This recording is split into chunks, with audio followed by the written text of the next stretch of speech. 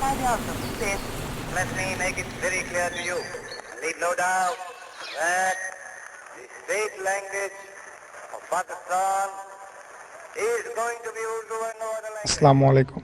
সৌন্দর্য আর প্রাচীন ঐতিহ্যপূর্ণ এই মহাত্মা প্যালেসটি মোহাম্মদ আলী জিন্নাহ পাকিস্তান এর করাচিতে অবস্থিত।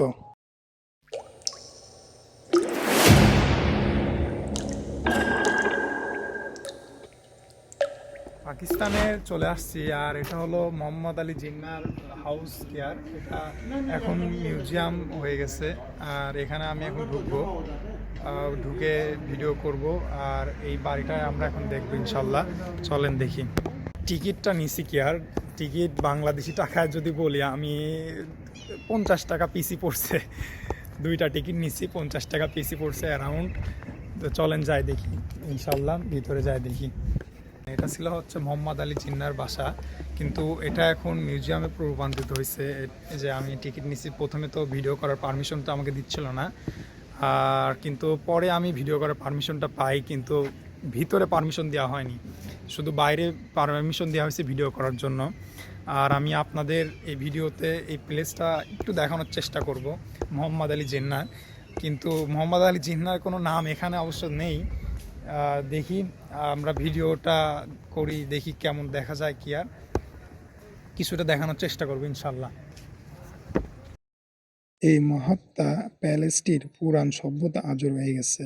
মহাত্মা প্যালেস মিউজিয়াম পাকিস্তানের করাচিতে অবস্থিত, যা আহমেদ হোসেন আঘা দ্বারা ডিজাইন করা হয় 1927 সালের। শিবরতন মহাত্মা গ্রীষ্মকালীন বাসভবন হিসেবে নির্মিত হয়েছিল।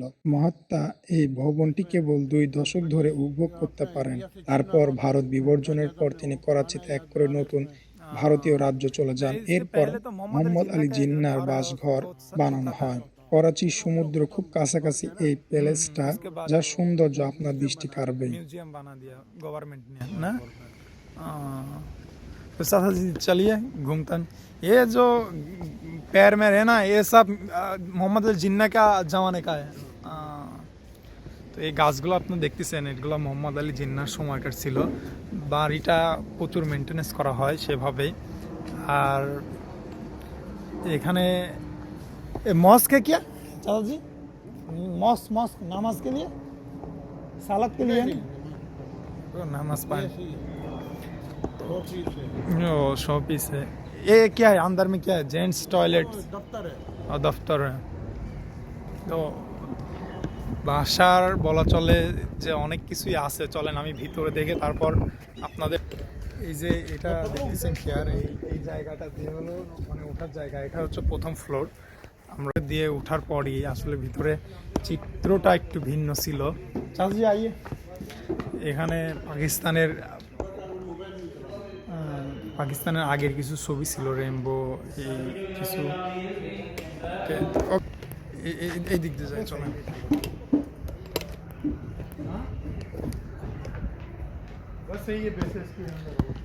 চলে তো এই জায়গা আসলে ভিতরে ঢুকলাম। ঢোকার পরে মিউজিয়ামে শুধু ছবি ছিল আর পুরাতন আমলের মানুষের ব্যবহার করা কিছু জিনিসপাতি ছিল। কিন্তু দুঃখের বিষয় হলো মোহাম্মদ আলী জিন্নাহর সাথে ছবি অনেকেরই দেখছি, দেখতে পাই নাই কি বলে ইন্দিরা গান্ধীর। তবে মোহাম্মদ জিন্নাহর সময়কার যে স্মৃতিগুলো এখানে ছিল সবগুলো এখানে তারা রেখে দিছে। শুধুমাত্র সেই যে পিকচারগুলা এবং তার যে ফটোগ্রাফার ছিল তার ফ্রেম এবং তার সব কিছু এখানে রাখা আছে। তবে মোটামুটি দেখার মতন। আর কি বলবো, স্পেস ভিতরে অনেক বেশি, জায়গাটা ছিল অনেক বেশি, ঘোরার মতন পরিবেশ ছিল। সব মিলায়ে ভালোই ছিল, খারাপ। চলেন অন্য কোথাও যাই ঘুরতে।